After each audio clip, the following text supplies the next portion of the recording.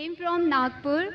I want to ask you one question about Vedas because I believe Vedas are main scripture of Hinduism. So I want to know if you are telling or putting a common point which is similar to other scripture, why you do not put different points in front of non-Muslim people which are contradictable or which are opposite to each other, because I believe in common point. As a being a Hindu girl, it is very important to know which are the common point and which are the different points in Hinduism scriptures. Sisters ask a very good question. She said that I quoted the Vedas, I did point out similarities. Why don't I speak about differences? And she wants to know the similarities as well as differences. Sister, if I can give a talk on similarities between Islam and Hinduism for a few hours, I can give a bigger talk and a longer talk on differences between Islam and Hinduism.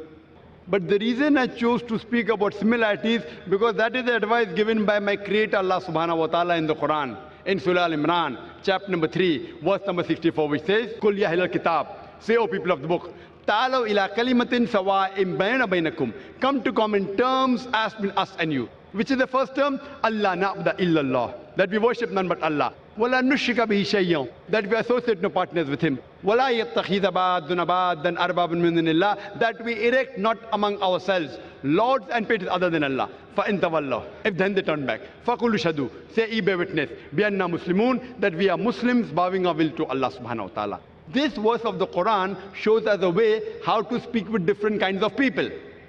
Come to common terms as between us and you. Which is the first term? The most important term is Allah na'budu illallah, that we worship none but one Almighty God. Regarding differences, sister, I can give a talk for hours together about differences. Not that I can't, but it will bring animosity. Maybe it will hurt the feelings of someone. That we may be forced to do during a debate. When there is a debate, for example, I had a debate with a person by the name of Dr. William Campbell. Have you heard that talk, sister? Yeah, I have seen your videos. So that talk was talking about differences between Christianity and Islam. Why? He wrote a book saying there are 30 scientific errors in the Quran. And for 8 years, no Muslim replied. In USA, it became a hot seller.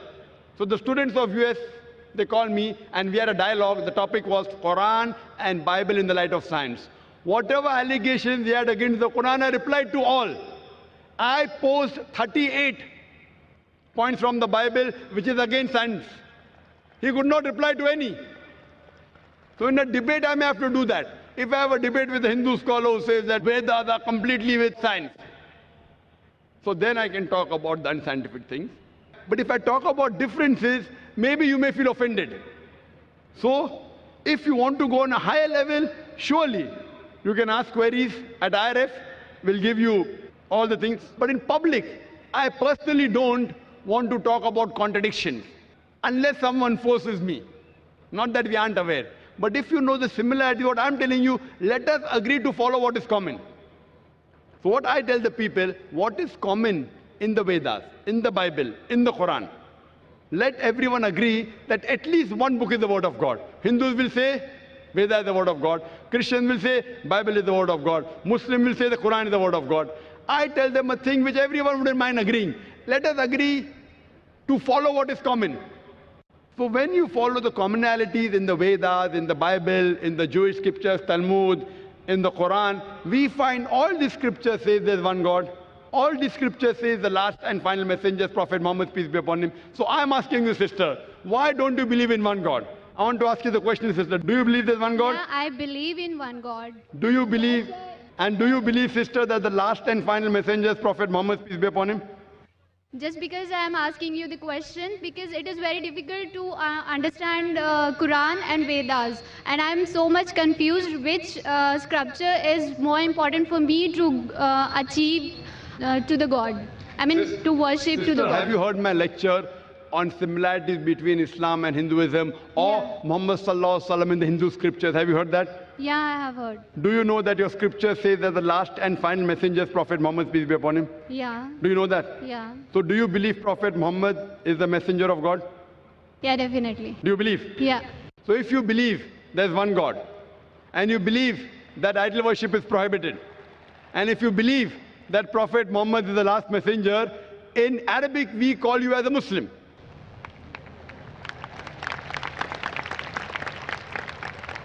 Sister, do you believe in one God? Yeah, I believe in one God. Do you believe there's no idol worship? Yeah. Do you believe that Almighty God has got no images? Yeah. You believe that? Yeah. And you also believe that Prophet Muhammad is the messenger of God. So what you have entered, you may not have gone very high, but by saying this, that there is no God but Allah, and Prophet Muhammad is the messenger, you indirectly become a Muslim. Muslim means a person who submits his will to God. So do you submit your... But I am indirectly Muslim, no? If Vedas telling the same thing and Quran telling the same thing, so Yes. which... If you're indirect also, no problem. Indirect also, you're most welcome. Whether you come direct or indirect, we welcome you, sister. Now, you know what is common. Now, if your Veda says that the last and final messenger is Prophet Muhammad, peace be upon him, and you have to follow him. So by following Prophet Muhammad, you're indirectly following the Vedas also. Then you have to find out what did Prophet Muhammad say. Then you have to read the hadith. But slowly, slowly. So now you're in nursery, then junior KG, then senior KG, then first standard, then you reach standard 10. But have you taken admission, I want to know. That do you agree that you're a Muslim?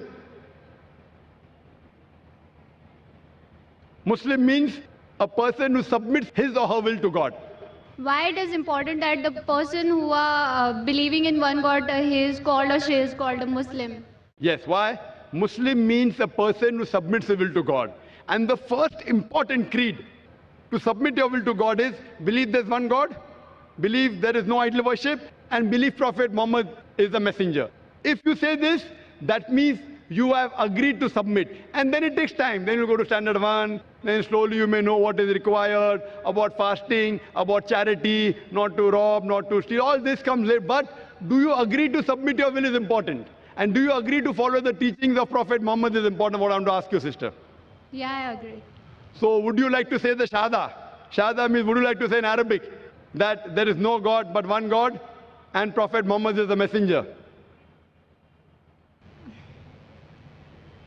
Yeah, there is a one God. And the Prophet Muhammad is the last prophet. MashaAllah. MashaAllah, sister. Congratulations. I would just say it in Arabic and I want you to repeat it. You know what you have said is the same thing. But I want to ask you, sister, is anyone forcing you to say this? No, no one. Is anyone putting pressure? No. It is completely out of your free will. Yeah. Okay, sister. I say in Arabic, just repeat it. Ashhadu Ashhadu Allah Allah ilaha ilaha illallah illallah wa ashhadu wa ashhadu anna anna Muhammadan Muhammadan abduhu abduhu wa rasuluhu. wa rasuluhu. I bear witness. I bear witness I bear witness that there is no God that there is no God but Allah but Allah and Prophet Muhammad, and Prophet Muhammad, peace be upon him, peace be upon him, is the servant is the servant and messenger of Allah. and messenger of Allah. MashaAllah. Thank you. I congratulate you, sister. Now we have entered the fold of Islam. And inshallah, for getting more knowledge, for going to first standard, second standard, third standard, be in touch with the Sisters of the Islamic Research Foundation. And it will be a pleasure to guide you. And if you have any queries regarding Quran, regarding Islam, you're most welcome to ask. If you have any queries even regarding Hinduism, Yeah. etc., most welcome, sister. And I pray to Allah subhanahu wa ta'ala that may He grant you Jannah, sister.